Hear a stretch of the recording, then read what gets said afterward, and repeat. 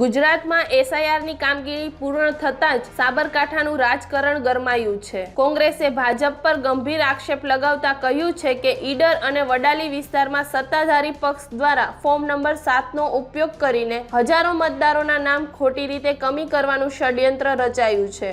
SIR પ્રક્રિયા ગુજરાતમાં લાગુ કરી એમાં ચૂંટણી પંચે પણ સક્રિયતા દાખવી, પારદર્શકતાથી કામગીરી થાય એના માટે તમામ કલેક્ટરશ્રીઓને ઇન્વોલ્વ કર્યા।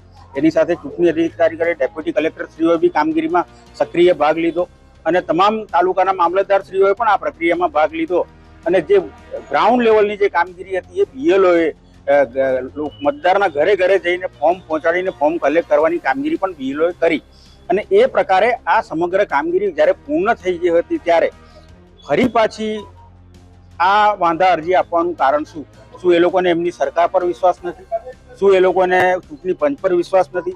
શું એ લોકોને વહીવટી તંત્ર પર વિશ્વાસ નથી? જિલ્લા વિપક્ષી નેતા ડોક્ટર તુષાર ચૌધરી અને જિલ્લા પ્રમુખની આગેવાનીમાં મોટી સંખ્યામાં કાર્યકરો કલેક્ટર કચેરીએ પહોંચ્યા હતા। કોંગ્રેસનો સવાલ છે કે જો અધિકારીઓએ પ્રક્રિયા પૂર્ણ કરી લીધી હતી તો અંતિમ દિવસોમાં ભાજપ દ્વારા આટલી મોટી સંખ્યામાં વાંધા અરજીઓ કેમ આપવામાં આવી? શું આ આગામી ચૂંટણી જીતવાનો કોઈ છુપો ખેલ છે? કોંગ્રેસે સ્પષ્ટ માંગ કરી છે કે આ તમામ વાંધા અરજીઓ રદ કરવામાં આવે અને લોકશાહીની પવિત્રતા જાળવવામાં આવે। સાબરકાંઠાની આ લડાઈ હવે મતદાર યાદીથી શરૂ થઈને કલેક્ટરના દરબાર સુધી પહોંચી છે। જોતા રહો ગુજરાત વંદન। ધન્યવાદ।